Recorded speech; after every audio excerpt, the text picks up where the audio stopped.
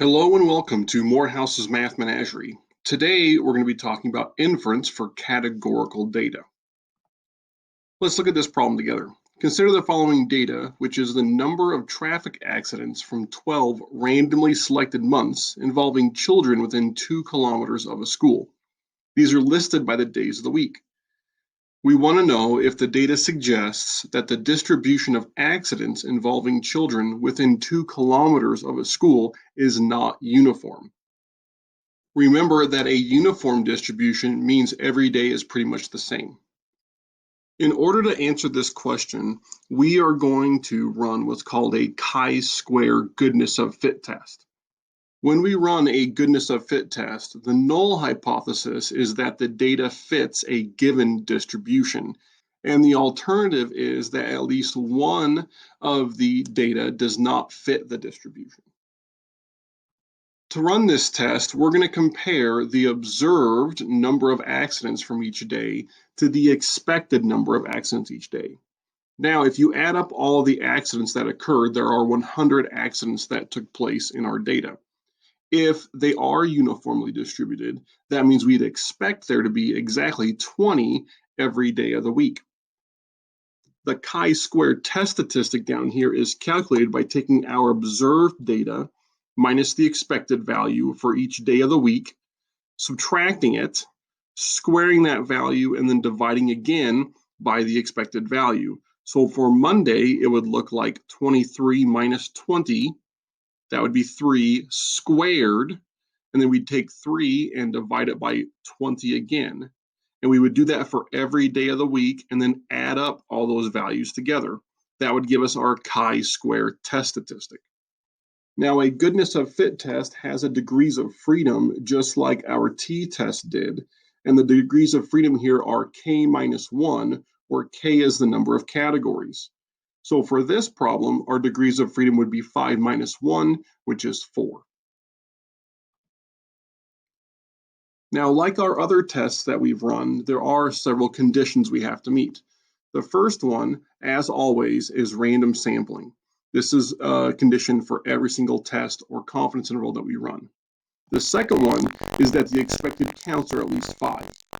The reason this one is important is because we are dividing by expected counts in our chi-square formula. If the expected counts are too small, then when you divide by a small number, that'll create very large values into our chi-squared and it'll inflate our results. Before we head over to StatCrunch and do a couple of examples, I want to tell you a quick joke. What is blue and doesn't weigh very much? Light blue.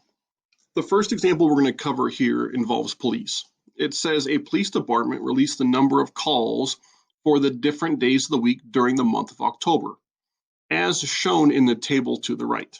The table is actually down here below. I don't know why it says to the right. It says to use a 1% significance level to test the claim that the different days of the week have the same frequencies of police calls. What is the fundamental error with this analysis? Okay, I'm going to go ahead and start by opening this table up into StatCrunch. The first question asks, determine the null and alternative hypotheses. The null hypothesis is that the police calls occur with the same frequency on different days of the week. They are uniform. The alternative hypothesis is at least one day has a different frequency of calls than the others. Check those. Nice. Right, now it's asking for the test statistic. So I had opened up that data in StatCrunch. Here we have the days of the week, and here we have the frequency of phone calls. So I'm going to select Stat, Goodness of Fit, and chi-square test. The first thing it asks for is the observed values. Those are in the frequency column. And then it says expected. Here, we're going to select the second option because we want to know if they're all equal. So this says all cells in equal proportion. This is the option you're going to select whenever we're claiming that it follows a uniform distribution. We can ignore the rest of these options and just hit compute. And it gives us a table here. N is the number of accidents here, degrees of freedom, our chi-square test statistic, and then the p-value. Down below, it has the observed values next to their expected values. And you'll note that all of the expected values are the same because we're claiming that this is uniform. So let's type in our chi-square test statistic. It wants 3 decimal places, so 32.123.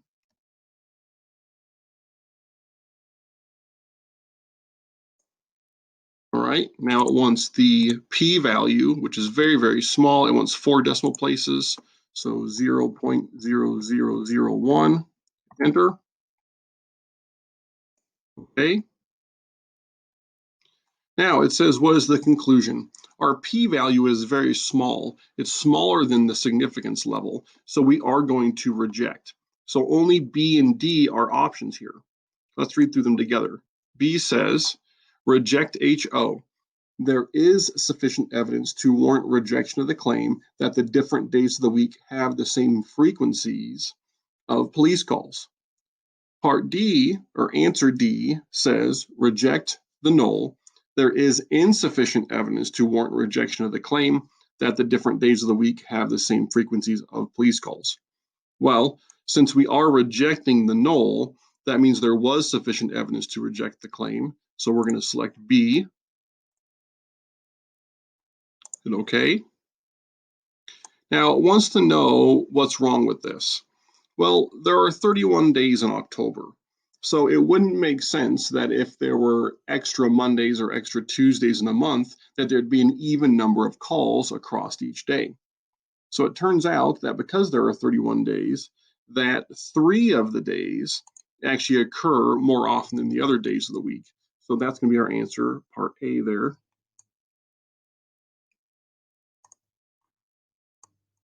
All right. Now I want to jump up to number 7 next. It deals with something called Benford's Law. It's pretty fascinating.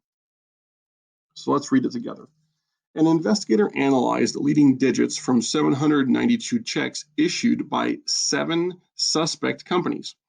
The frequencies were found to be 5, 12, 2, 81, 371, 272, 7, 21, and 21. And those digits are corresponding to the leading digits of 1, 2, 3, 4, 5, 6, 7, 8, 9, respectively. I know, I'm a really good counter, don't be jealous.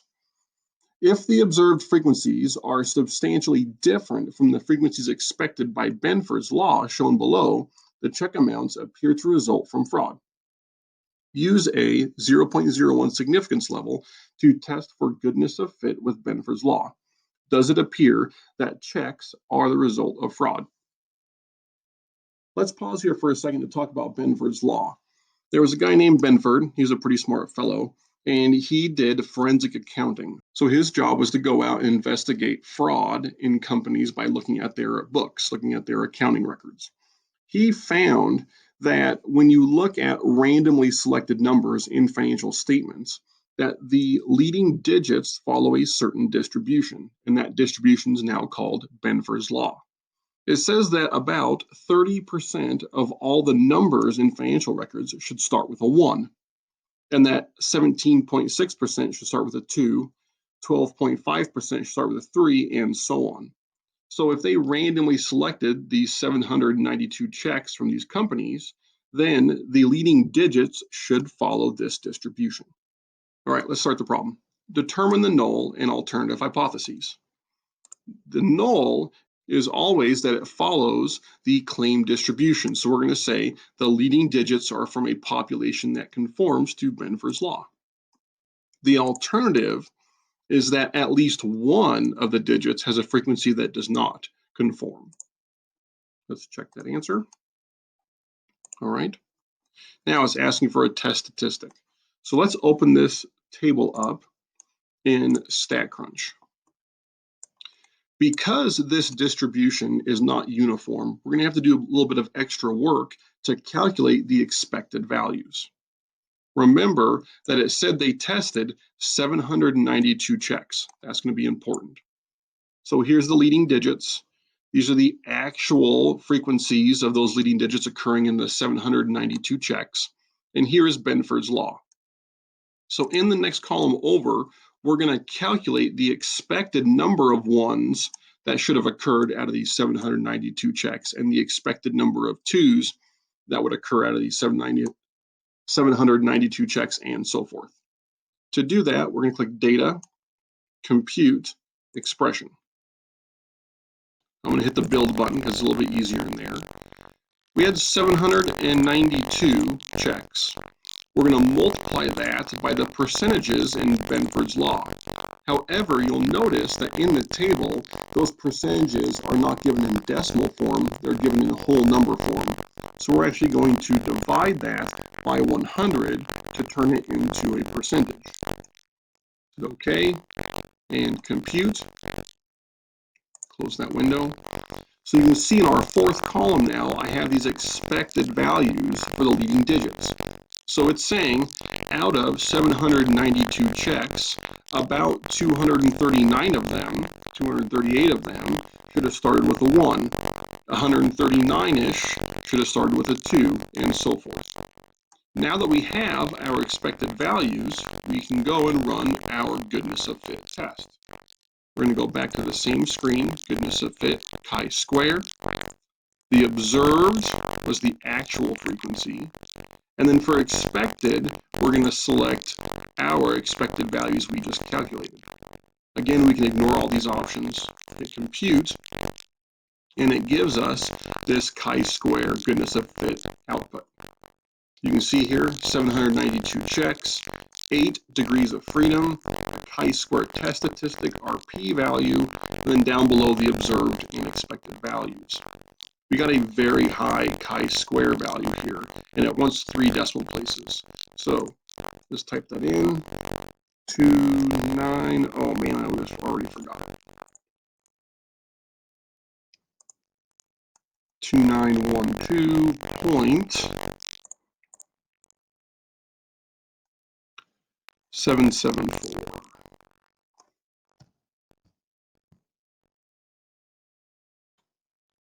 And the p-value was very, very small, 0.0001. Enter. Nice. Now, our p-value is smaller than the significance level, so we are going to reject the null hypothesis. There is sufficient evidence to warrant rejection of the claim that the leading digits are from a population with a distribution that conforms to Benford's law. It does appear that the checks are the result of fraud. All right, I hope you found this video helpful. Remember to use this Ask My Instructor button if you have questions while you're doing the homework. Thank you for joining me. Have a great day.